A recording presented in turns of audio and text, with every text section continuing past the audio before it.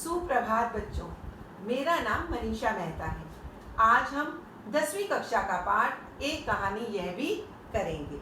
इस कहानी में मंडू भंडारी ने अपने संस्मरणों का वर्णन किया है और जिन लोगों ने उनके जीवन पर प्रभाव डाला उनका वर्णन किया गया है। लेखिका का जन्म मध्य प्रदेश के भानपुरा गांव में हुआ था, परंतु उनकी यादें अजमेर के ब्रह्मापुरी मोहल्ले के एक 2 मंजिला मकान में पिता के बिगड़ी हुई मनस्थिति से शुरू हुई। आरंभ में लेखिका के पिता इंदौर में रहते थे और वहां संपन्न तथा प्रतिष्ठित व्यक्ति थे। कांग्रेस से जुड़े होने के साथ वे समाज सेवा का कार्य भी किया करते थे। प्रतिष्ठित, प्रसिद्ध, संपन्न, धनी, परंतु किसी के द्वारा धोखा दिए जाने पर वे आर्थिक मुसीबत में फंस गए, पैसों की कमी हो गई और अजमेर आ गए। अपने जमाने के अलग तरह के अंग्रेजी हिंदी शब्दकोश को पूरा करने के बाद भी जब उन्हें धन नहीं मिला तो सकारात्मकता घटती चली गई। वे बेहद क्रोधी, जिद्दी और शक्की हो गए और जब तक वे अपना गुस्सा लेखिका की बिन पड़ी मां पर उतारने के साथ साथ अपने बच्चों पर भी उतारने लगे। आर्थिक संकट ने इनके पिता को बहुत क्रोधी बना दिया और इनका गुस्सा, पिता का गुस्सा बच्चों पर और इनकी मां पर उतरने लगा। 5 भाई बहनों में लेखिका सबसे छोटी थी। काम, उम्र में उनकी बड़ी बहन की शादी होने के कारण लेखिका के पास ज्यादा उनकी यादें नहीं थी। लेखिका काली थी तथा उनकी बड़ी बहन सुशीला गोरी होने के कारण पिता हमेशा उसकी तुलना लेखिका के साथ किया करते थे और उसे नीचा दिखाते थे।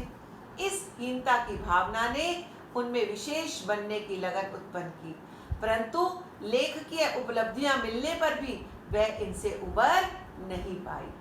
घर में जब कभी विभिन्न राजनीतिक पार्टियों के जमावड़े होते और बहसें होती तो लेखिका के पिता उन्हें उस बहस में बिठाते, जिससे उनके अंदर देशभक्ति की भावना जागृत हो। अब लेखिका के घर के अंदर उस समय की राजनीतिक पार्टियों की मीटिंग होती थी और इनके पिता ये चाहते थे कि लेखिका भी उसका हिस्सा बने, जिससे इनके अंदर देशभक्ति की जो भावना है वो उजागर हो जाए। सन 1945 में सावित्री गर्ल्स कॉलेज के प्रथम वर्ष में हिंदी प्राध्यापिका शीला अग्रवाल ने लेखिका में न केवल हिंदी साहित्य के प्रति रुचि जगाई बल्कि साहित्य के सच को जीवन में उतारने के लिए प्रेरित भी किया और इन्हें देश सेवा में सक्रिय भूमिका निभाने के लिए भी प्रेरित किया। हड़तालें, जुलूसों, भाषणों में भाग लेने से छात्राएं भी प्रभावित होकर कॉलेजों का बहिष्कार करने लगी। प्रिंसिपल ने कॉलेज से निकाल जाने से पहले पिता को बुलाकर शिकायत की तो वो भी क्रोधित होने के बजाय लेखिका के नेतृत्व शक्ति को देखकर गदगद प्रसन्न हो गए। एक बार जब पिता ने अजमेर के व्यस्त चौराहे पर बेटी के भाषण की बात अपने पिछड़े मित्र से सुनी, जिसने उन्हें मान मर्यादा का लिहाज करने को कहा, तो पिता बहुत गुस्से में आ गए। क्यों?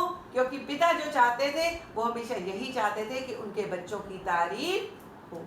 लेकिन उसी दिन रात को जब एक और मित्र ने लेखिका की बढ़ाई करते हुए कहा कि जिसमें उन्होंने कहा कि लेखिका के पिता, आपको तो अपनी बेटी पर गर्व होना चाहिए, तो इसके बाद लेखिका के पिता ने गौरवान्वित अपने आप को अनुभव किया।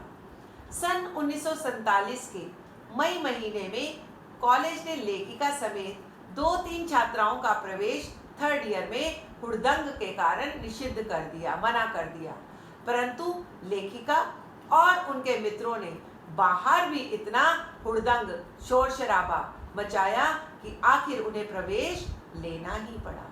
यह खुशी लेखिका को उतना खुश ना कर पाई जितना आज़ादी की खुशी ने दी।